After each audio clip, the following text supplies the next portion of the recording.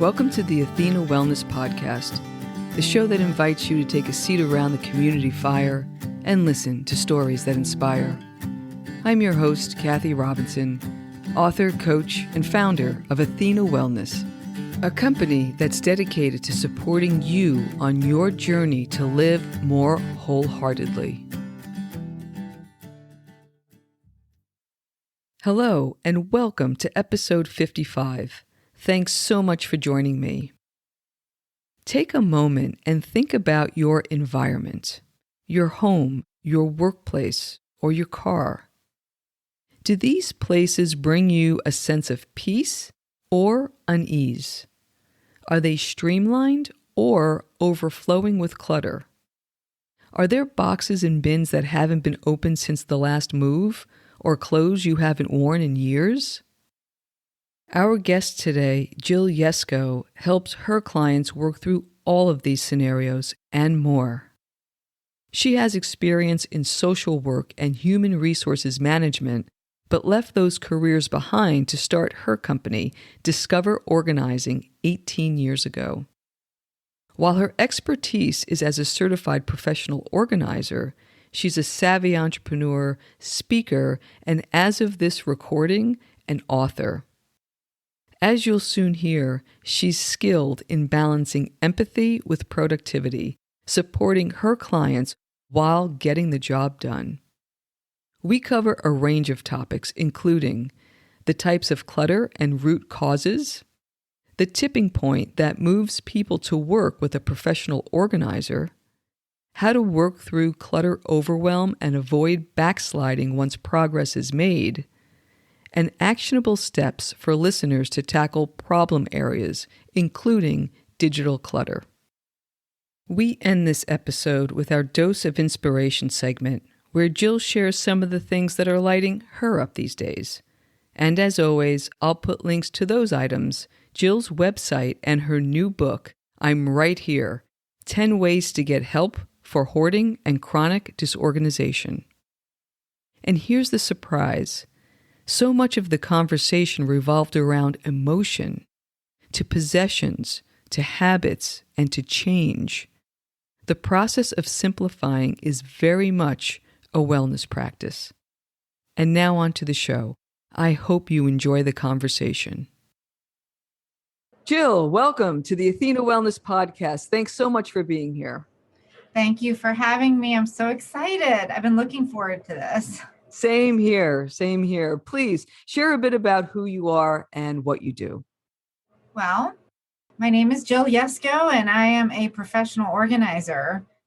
My company is Discover Organizing, and we are kind of a large firm for what we do. We have 15 employees, which is kind of a larger scale operation than most professional organizers. And I did that so that we could treat a variety of issues that pop up in residential organizing scenarios, such as photo and memorabilia organizing, and of course, transitioning our lovely senior population. And my background is human resources and social work. Wonderful. And I think I saw on LinkedIn you just published a book. I did. It's just freshly dropped. Its name is I'm Right Here, 10 Ways to Get Help for Hoarding and Chronic Disorganization. And it explores different methods and ways that can be combined or used by themselves to help guide someone to the right resources. That's excellent. And congratulations on that. I know what a feat that is and how good that feels. So congrats. Thank you. Thank you so much. So let's start with a high-level overview. Talk a little bit about the different types of clutter and some of the root causes. Well, clutter used just to be, in my opinion, clothing spilling out of a closet. People would get overwhelmed with piles of paper. And while those two main reasons to call us still exist, an overflowing closet and a dining room that isn't really used for dining anymore, those two reasons still exist. But the new reasons that I'm hearing is this going beyond that situational issue So there's a really big difference between a situational clutter or a sense of disorganization and chronic disorganization. And they both have very hopeful endings. In my opinion, it's just the journey to get to a sense of peace and daily organization and just having that sense of control over your environment and your time again. It's very possible, but they're very different pathways. So situational disorganization is when there's a baby being born and all your schedules are all mixed up, when there is a death in the family, or you're caregiving and now you're taking care of an older adult, maybe a parent, a grandparent, people that are in a situation such as a baby, a divorce, a death of a loved one. That's very different than the subconscious decision that we sometimes make to create an environment that's less than healthy and organized for us. And that is a chronic disorganized home. And this is probably more obvious and can be confused with hoarding. So I just want to be careful there that just because someone has a lot of stuff or they have a more piled high kitchen than we do, it doesn't necessarily mean that they're exhibiting hoarding behaviors. Chronically disorganized individuals usually are okay with being confronted with new ways to get organized and are able to part with items that don't have any value to them anymore once they work with a professional organizer and hopefully in a collaborative therapy type setting where there's a therapist guiding the practice of the professional organizer. Like that is to me such a wonderful situation when the three of us can all talk about a great solution and the person that's in the field, the professional organizer, can actually use all of the wisdom of the therapist and the training of the therapist to guide the actual activity in the home. So that's what we're hoping to do as professional organizers when we get into collaborative therapy. But chronic disorganization is something that is what I describe as this drowning sensation for many people. When we get that call, it's very different than, I'm getting ready to move from a 6-bedroom home to a 2-bedroom home that I've lived in this 6-bedroom home for 50 years. And so that's obviously a different phone call because that's someone who's making a plan. Someone that is experiencing chronic disorganization typically is operating without a plan. Therefore, a professional organizer, an organizer coach, somebody that's trained to come in and really drive that accountability, but also drive the plan, create the plan, and be a partner in the plan is really important when it comes to chronic disorganization. I had no idea of the depth and the complexity of some of these situations, and I never heard therapy packaged as like this 3-pronged solution. So I think that's fascinating. And I love how you speak to it as a journey with a hopeful outcome. There is some light at the end of the tunnel and you're there to help facilitate that, which I think is a really, not only a wonderful selling point, but that's really what people are buying, right? That helpful outcome. It seems whenever people work through change management of any sort that there's this tipping point, right? We go from this place of status quo, especially in these chronic cases, it sounds like, to that begins to hurt more than actually taking those first steps and learning how to change. So what is it that moves people to want to work through their clutter and call somebody like you to help them through it? That is a really good question. I've been answering my phone now for 18 years, and what I hear is pain. There's this definite sadness. There's been many times I've said, it's okay to cry with me. It's all right. I know you just met me on the phone, but let it out because this is step 1, day 1 of a solution for you. And I'm going to help you.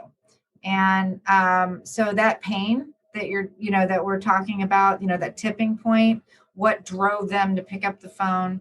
The risk for them of living that way is no longer tenable. So that would be described in a real world situation as an argument with a spouse, where the spouse says, I am no longer tolerating this way of life with you. If you don't, quote, clean up your act, unquote, I'm going to go, or you're going to go. Something's going to go. I can't be with you anymore. So losing a relationship, damaging a relationship further, in a situation where there's way too much stuff in a home, making it unlivable, then we get into I'm being evicted. I won't be able to keep my home anymore, and I'm afraid.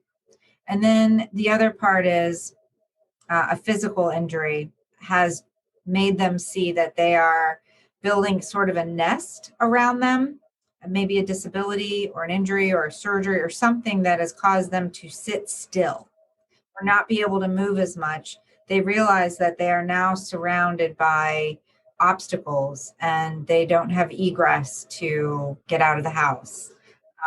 And sometimes it's actually damage to the home itself. There was so much stuff that, honestly, this has happened. A floor has fallen in, or because they couldn't get to an area, there was mold and mildew, and now they can't breathe in the home. So there's those environmental risks and factors. There's those emotional risks and factors, like we talked about first, and then there's all the stuff in between. And some of them aren't really visible unless somebody else points that out. And so sometimes the reason we get the call is that their sister is visiting and the sister is calling and saying, you have to help my sister. You have to help my friend. And that's an entirely different, approach at that point. We have to get, buy-in and such. So. Wow. So when you started this 18 years ago, did you have any idea you were going to be part psychologist and all of these other things? You know what, I think I did. And I'll tell you why. Is because I used to be a case manager. And what I loved the most in case management was kind of not only solving the problem, because I love solving problems, but I was also finding resources in the community all the time. And I wouldn't stop until my clients were hooked up with the right resources. That was hugely important to me. And professional organizers all over the world, not just the United States, but all over the world that I've interacted with and networked with, virtually and then at conferences through the years, they derive so much pleasure out of connecting that person to the right help, even if it isn't them. So even finding someone that can come over once a week and help with, sorting mail or getting them stuff at the grocery store, or just doing little things that, bill pay, online bill pay, handling all the medical and insurance paperwork. If I can find them somebody that can come out and do that regularly, maybe that's not me, maybe it was, but it's just so satisfying to do that. So I guess I didn't know I'd be kind of working my muscle on the as you call the psychological side, but it does by default become a very therapeutic experience because the clients will always say, I haven't had one client not say this. This is really fascinating. Now that I think about it, is they say, I feel so much better now that you're here. Or when I'm leaving, they say, wow, I was so anxious before you got here. And now I feel better because you're not making me get rid of things. You're not making me feel ashamed of my home or the way I live. And I feel better. And I can't wait to see you again. And those are all things in some way, shape, or form that my team and I hear that. And it is very gratifying to know that just in 2 hours that you can help someone to really fully exhale all of that negativity that they've been bottling up, and shame and guilt and frustration. It feels really good. So that tipping point is usually pain. And if we can alleviate that pain, that's a goal for us, for sure. Yeah. Yeah. And it also seems like the breath of relief comes from this feeling of empowerment that they get to choose how they want to take this journey, Yep. which I think is incredibly powerful. So if you're just meeting a client as you've described, and they're completely overwhelmed by the depth and the breadth, how do you get that progress in those first few hours? I know the problem isn't solved there, but like, what are some of those first steps that you take with somebody that they may have been living with this situation for 10 or 20 years, right? And you walk in, I don't even know where to start is what they're thinking. What are some of your first steps? Well, managing expectations is always huge. And I try to do that on the phone first so that they know I don't have a magic wand as much as I wish I did. That as soon as I walk in, I'll be like, your kitchen is perfect. And, put my fairy dust all over a space. I can't do that, but I believe me, I want to. And so we manage those expectations really clearly by talking about, what does organized look like to you? Because everybody listening right now has a different picture in their mind of, everybody used to use the phrase, it's not better homes and gardens, right? We heard that all the time. We also hear, are you going to make me into a Martha Stewart?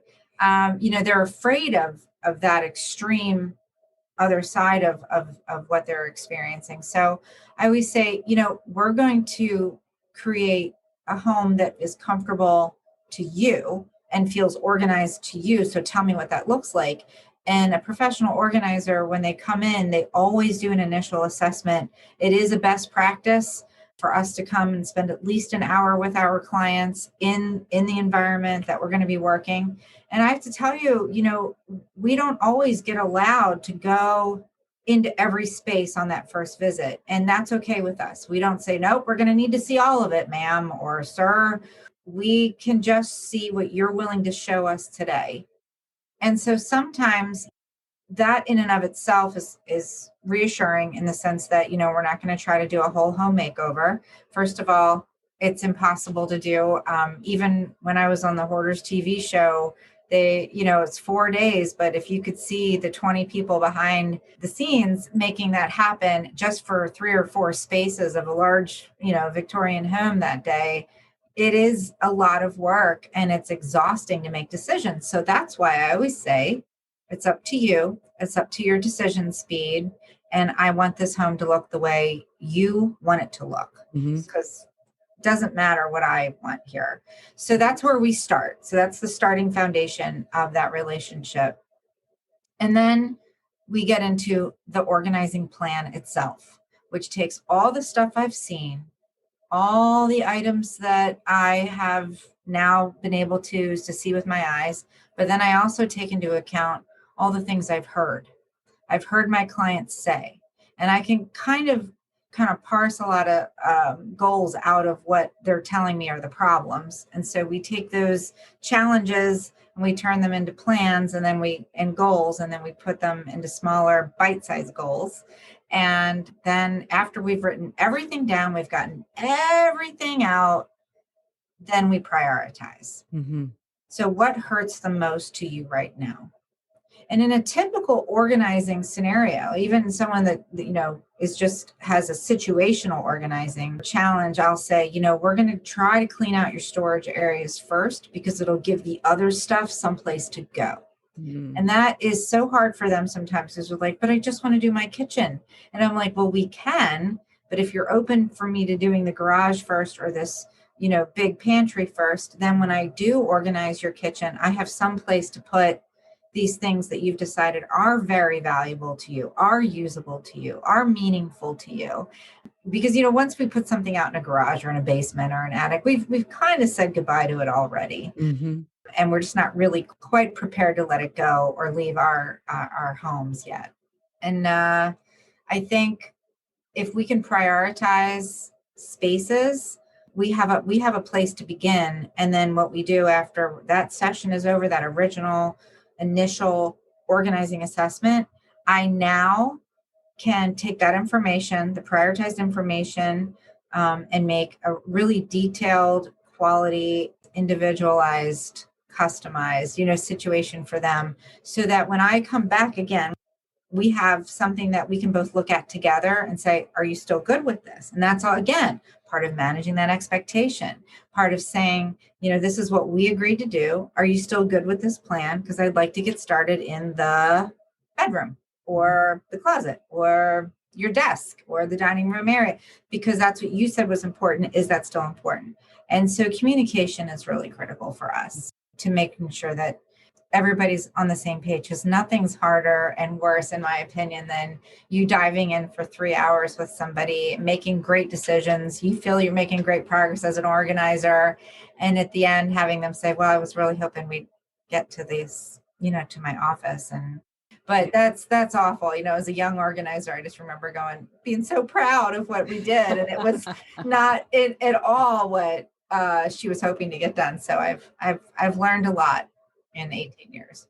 I bet. And I would think too, that over time you've gotten more comfortable with the flexibility of the plan, because I'm guessing you said you sit down with them first to try to ease this overwhelm by saying, well, what does organized look for you? And I'm guessing that maybe some of your clients don't even know what that is, right? And that's something that evolves. Yeah. Once they start seeing, I call it the commercial. Once they live with a more simple environment, or an environment that's now functioning and flowing well, that's the commercial that they've now seen day in and day out. And they want that product or that feeling to happen somewhere else. Mm-hmm. And now they're starting to learn what organized feels like. They're not late for lunch with their friend anymore, or to the movies, right? They're feeling like, oh my gosh, I have all my bills scheduled to be paid out on this day, and I'm happy. And it is definitely, organized is definitely a feeling of, this contentment and empowerment. And it encourages you, and it sort of it continues to motivate. It's that gift that keeps on giving, because you feel like you're on top of the world when you show up 10 minutes early for something, and you're organized in your thoughts, and you're not racing around. And there's reasons why people aren't organized, other than their situation that they're in. They may have brain-based challenges like ADHD. That's certainly a huge roadblock for many people that maybe aren't even realizing that this is something they're dealing with. So we have to, as professional organizers, really ask clarifying questions like, are you dealing with any brain-based challenges? Are you seeing a therapist? See, we're allowed to ask those questions, because it's only going to help give them the tools and the skills that they're going to need once we're gone. Because we're not, supposed to be there for life, although there are clients that we will see every week, as long as we're keeping, that feeling of drowning that I talked about earlier. I told Sandy, actually, she's one of our professional organizers. I saw her today, and she said, I feel like I'm just keeping their head above water. And I'm like, you are. And that's enough. Like, that is okay. And that's enough. And, she felt like, it's always that feeling of I should be doing more for my clients. And I'm like, believe me, they're not complaining. They're very happy that you're keeping their lives under control with them as a partner. And that's that chronic disorganization piece that I talked about earlier. Mm-hmm. Very different than us going out and making over, a garage to be easily managed for the next 10 years. Right. So, yeah. It's fascinating how emotion keeps coming up over and over to the habit, whether the habit falling by the wayside or getting that habit back in shape and form. Also the emotion to things, not being able to let them go, of thinking the thing is the memory rather than the memory itself. And so it's almost like this is a wellness practice. It's very much the same thing in wellness, right? Whether you're trying to lose weight or you're trying to exercise or do something, implement a spiritual practice, the same kinds of things that you kind of work through, which I think is just fascinating. And it does come down to habits. Like you said, it does. It really truly does. And so you're absolutely right. If there can be just a tiny, percentage change, like James Clear, he talks about in his book, Atomic Habits, right? We're all in love with this book because with these tiny changes, and accountability on top of that, you can see some huge shifts in your life. Absolutely. You mentioned something before on storage, saying that if something has been relegated to the attic or the garage, like the decision has pretty much been made, it just has been delayed. Mhm. And I just wonder what your thoughts are on storage. And that actually was my question. Does it delay a decision, or does it give somebody in certain situations some space to, the delay helping that process? If you can put it here for now and let's see what your space looks like how do you think about storage spaces? So the answer to that question is it serves both purposes. So yes, it can be a form of avoidance, but avoidance isn't always a bad thing. Avoidance can serve us well, frankly, in times of indecision. I mean, sometimes just removing the object from sight is a very good tool and a good practice. And when I first started out as an organizer, I was like anti-storage. I said, oh no, this is really just postponing and allowing them to bring, my clients to bring in more stuff into the house. And if I clear a space, it's like a vacuum, we're going to fill it. And then I thought, well, maybe I could get it out of sight, but not out of mind. And the way I did that was I take a really good inventory of what's going into storage and I curate that and care for it like I'm moving it to a basement. So because it's off site, I give it an expiration date. So the lease on the storage unit, let's say, is 12 months. So in 6 months, after hopefully I've gotten the home, if we've maybe gotten some items out of the home so that we can work. And let's say I've freed up some space and I want to see how that space is maintained through careful follow-up and maintenance visits and organizing sessions. Then I will reintroduce one thing back at a time. Or a couple of bins or boxes and say, now that you know the practice and the workflow of deciding what to keep, toss, sell, or donate, what would you like to do with these things? And I try not to do it at the storage site because it's very overwhelming. I try to bring, and this is what I do in people's homes as well, is that I will pick the spot that's the least amount of items in it that they like to spend time in, that they feel good in. And I bring that box to them. And I'm a big proponent of a crate size 12 by 12 decision pile.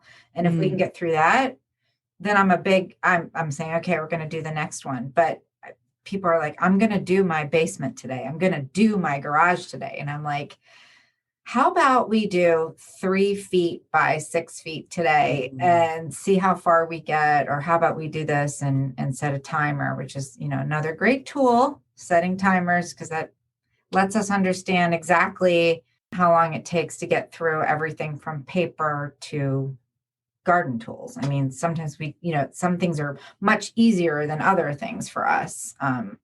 People usually hit the biggest wall when it comes to memorabilia, because then you're really throwing somebody away. If you toss that picture or you get rid of that trophy or you're getting rid of a tie, a pair of shoes, if somebody has passed on, there's even more guilt associated with that. So that's why professional organizers are so, I think, just so helpful, because we can all relate to what you're going through. We've all lost someone.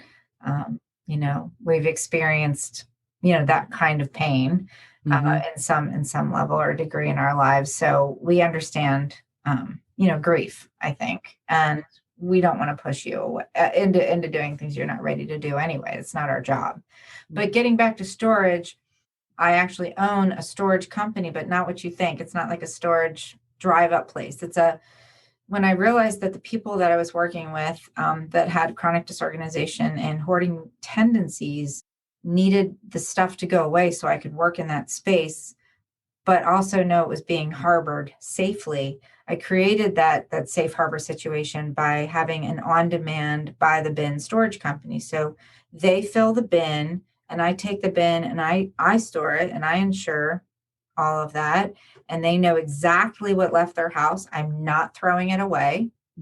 And now we can work in the dining room. And when you're ready, I'll bring those things back. Wow. And that's called home stretch storage. And I really love the fact that they trust me to remove it. That's a big step right there.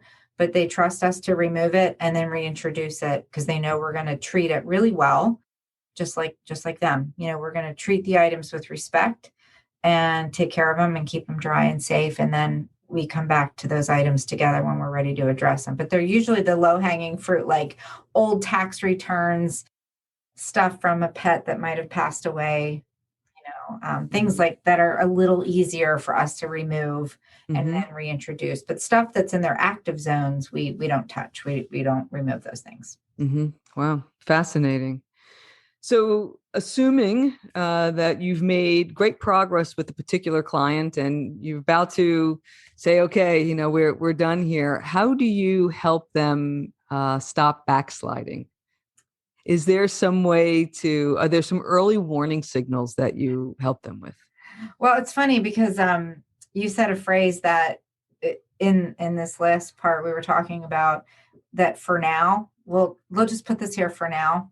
That phrase and miscellaneous are two little, little words I listen to when I see things being put into a miscellaneous pile, or I'm going to put this over here for now, or I'll look at that later. Later is also a word that I listen for because then I'm seeing some procrastination, and procrastination isn't always bad, just like avoidance. It isn't always bad to procrastinate.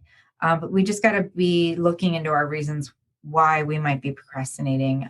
And if it's, because we're trying to avoid, emotional, here's that word again, emotional impacts of your stuff and the layers of feelings that are within that object that you might have to touch, become sort of signals for me when I'm in the space with that client to go, wait, this needs to be addressed. It can't be addressed by me clinically, but I can, say this is something I'm noticing, that whenever we get to this type of category, there's some avoidance or maybe just not willingness to address those items. So we can at least say, maybe we will put those things aside. We will contain them.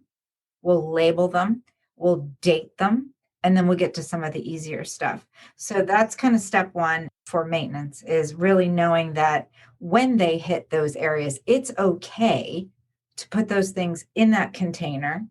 And that will free them up to, when I'm not there, to work with the other things that are in their path or in their sights.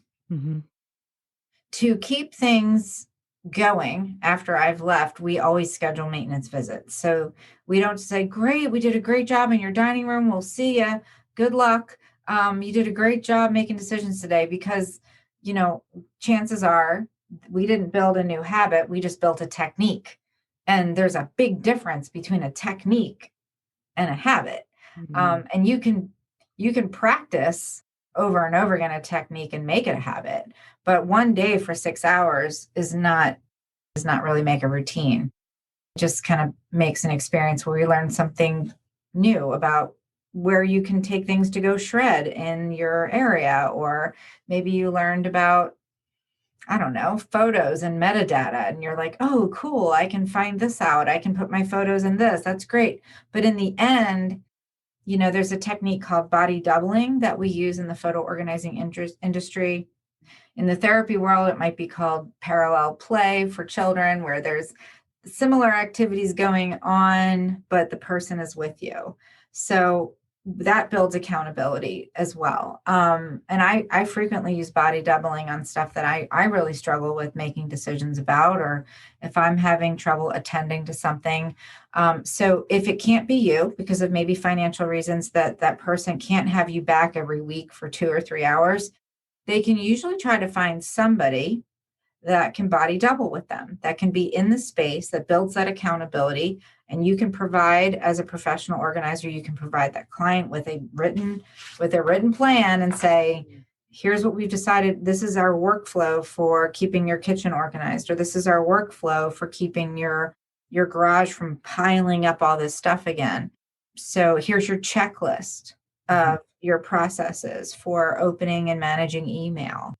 So all that stuff we provide, and we can say, we can come back and work regularly with you until you feel like you can knock off the training wheels, or, you can have someone you trust who is non-judgmental come in and be in the home at the same time with you. And it doesn't mean that that person is sitting next to you like a shadow or sitting on your shoulder, but that person's presence drives that accountability to finish whatever it is that you were doing, or to create that sense of, sustainability on that habit.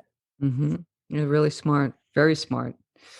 I wanted to end with thinking of our listeners. So maybe not in the chronic or even the situational state, but we all have our spots, right?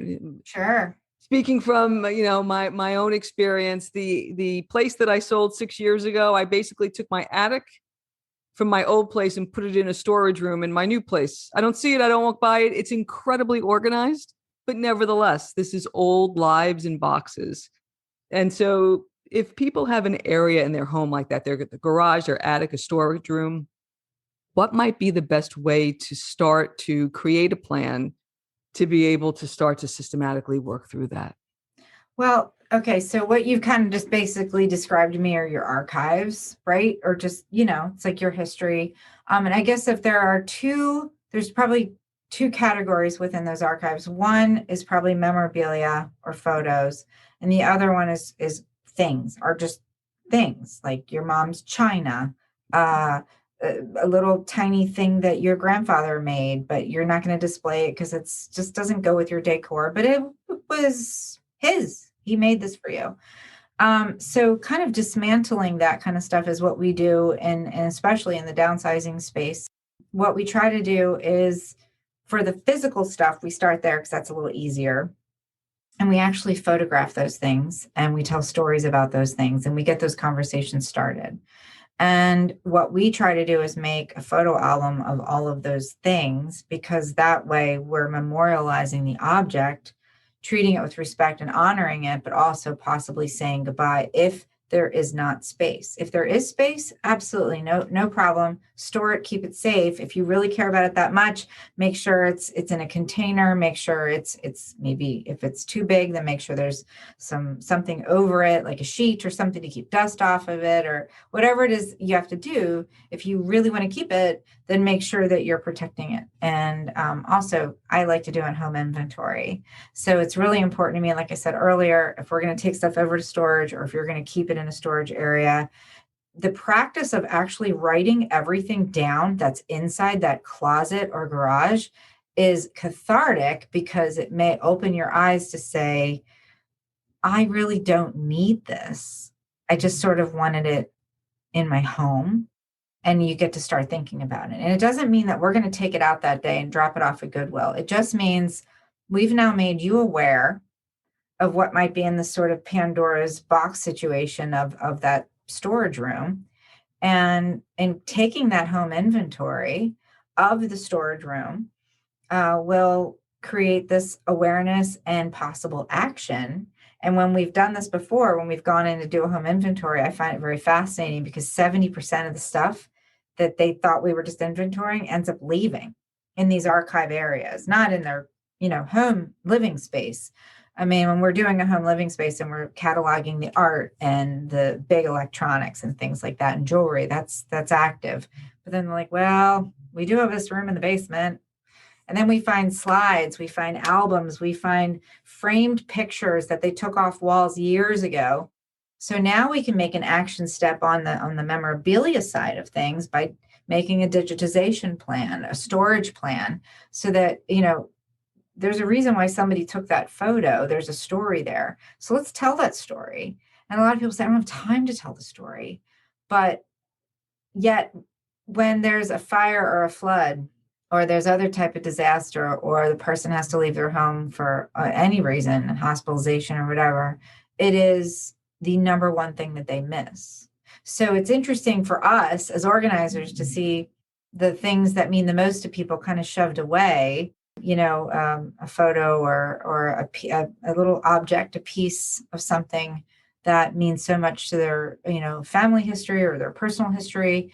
And we have to kind of bring those things up and out to be dealt with. We kind of shine the light on those, uncomfortable situations at times, but we also can find a solution for those things as well. And so what we do at Discover Organizing is we are big into photographing and, telling a story, even if it's just a big old picture book of possessions, if that's as far as we can go while we're taking things over to an auction house or to a donation center. At least we're taking that photo and asking the person about the story. And we'll create the storybook for you if you want. If it means you're going to have more space, we'll take care of that with you or for you, whatever you choose. So that's one way of doing it. But it seems to be the most effective way that I have found, is if we tell the story and we honor the item. Mm-hmm. It's interesting. You said a word there about awareness that I think is really key. Of once you start realizing what's down there, it's always the intrepidation of opening those boxes. And then once you kind of get in there, it's just like, okay, why was this such an issue for so long, right? Yeah. I mean, with anything, you just have to start. And you said tipping point, sometimes it is a negative situation, like a horrible rainstorm. It makes you run down and grab those cardboard boxes and go, oh my God, why did I have this in cardboard? So you're running down to rescue these items and take them to safety. And then you go, why did I wait so long? I could have shared this with my brother. I could have shared this with my aunt. This was a picture of her as a little girl. I don't know why I got this, but I have it. And now you're, going down that rabbit hole of, again, shame and guilt for not honoring a memory or a possession or whatever it is. So, just beginning to start handling those things. Touch is a huge, huge gateway. Touch, that sensation of touching something. And often if I know I'm having someone deal with a grief situation, I will hold the object up and they can look at it, but I won't hand it to them, because as soon as they hold it and they smell it and they, then if they hold it to themselves, they become attached to it once more. So sometimes I'll hold up something and say, do you still like this dress? Or do you still like this frame? It doesn't have a picture in it. Oh no. But if I handed it to them, it's a whole different story. Interesting. Yeah, brings everything back. So one last question before we wrap up, and that is 20 years ago when you started, digital clutter wasn't that much of an issue. So just a few thoughts on how we can keep our digital environment streamlined. That's great. That's a great question, because, like clutter itself, like we think about clutter as just possessions that we don't really care about anymore and just unused things, but you can't see the things that are buried in your computer. You can't see the things, those little memory sticks, that you have, and flash drives and SD cards for photos, and, a big filing cabinet we can see. And in fact, there's cultural issues too about the way we're raised, about how we treat everything. So you have all this stuff where you're told as a child, this is very special, hold this very close to you. And now in the digital world, you can't even see it anymore. So then it becomes the unknown, scary stuff that you have to go find. And so what I typically say, just like I do with people's photos, when I do a photo assessment, I'll do the same thing with your digital collection. I'll say, I need to see everything. And they're like, everything? And I say, everything. That means, let me see your, all the little flash drives. Let me see any CDs or DVDs you have. Let's just gather everything, even an old laptop. Let's go grab that. Let's just see what we have. Take that inventory. And then same thing, the same exact principles apply. We might have 2 laptops stacked up, some tablets with some photos on them, or documents, or very important, financial records that are just buried and mixed in among the paper. So I'm like, that's okay. Just seeing it all helps you figure out that plan, the prioritization aspect of what's more important to you. Do you want to get to all the documents first and see what's what? Or do you want to look at photos and videos? Are you worried about risk financially? Do you think there's some, stock information or investment information? So we have to kind of identify those risks first, and that feeling, try to, again, mitigating anxiety. That's always very important to us. So if we can do that with the digital realm, like teach them how to manage emails, putting emails by decade if you have to, or by year into a folder. You can go back to 2014 when you're ready. You can go back to 2018 when you're ready. But let's just work with 2021 because that is fresh. So we'll do techniques like that, and just trying to contain, like much like you would do with a physical situation. We try to get like with like, and then contain it, label it, set that expiration date or set a goal date, whatever it is. And then we tackle it together, and you make that plan and you make that prioritization. And so if you think about digital stuff the way you think about physical stuff, it makes it a little bit more approachable. Excellent. Very good. Thank you so much. I wanted to wrap up with a couple of more personal questions, our little dose of inspiration segment, because our listeners love to hear more about our guests. So what's a favorite wellness practice or a recent wellness win you've had? Oh, well, I've had a few. All right. So yeah, but I would say I've been making space every day, which is so hard for me because I have such a busy brain, to be mindful. And one of the things I learned about myself recently at a little retreat I went on with my daughter is that I'm a walking meditator. I do meditation better, and I didn't realize this, but I think better when I'm moving. And so I have begun to incorporate mindful meditation in my yoga, which is also something new I've been doing on a regular basis. For me to go to a weekly yoga class is like unheard of, but I've been making myself go. And it's that same thing. I just had to start, right? I just had to do it. I had to put on the yoga pants. I had to put on something, loose fitting and comfortable, and, find my yoga mat, dig it up out of the mothballs in the basement, and just begin. And so for me, our yoga instructor says, motion is lotion for the body. And I have terrible arthritis in my hips. I'm a long distance runner who's now retired from that. And that was very hard for me to accept, that I was going to have to become a biker, a swimmer, a yoga practitioner instead of a runner, because that was my mental health. That was my moving meditation. So I think for me, understanding that any movement is good. And while I'm moving, I'm allowed to meditate. I do not have to be in this position of that lotus of sitting there and making certain breathing sounds. I can meditate and be mindful anywhere I go. And I love that. And I'm doing that every day now because I've reframed it. That's great. That's great. What have you read or listened to lately that you enjoyed?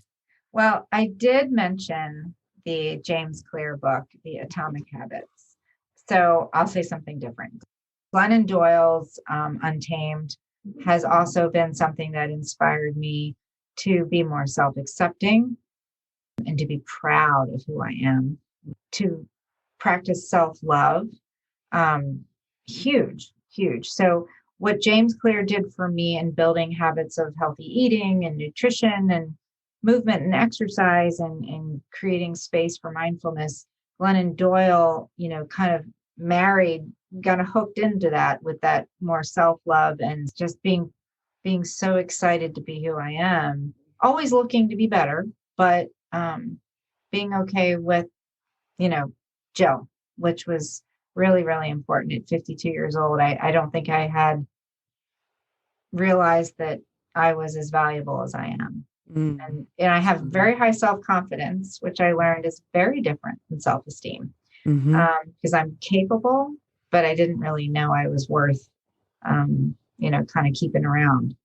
So it's a really cool feeling to walk around with now, and I'm very grateful for it. That's excellent.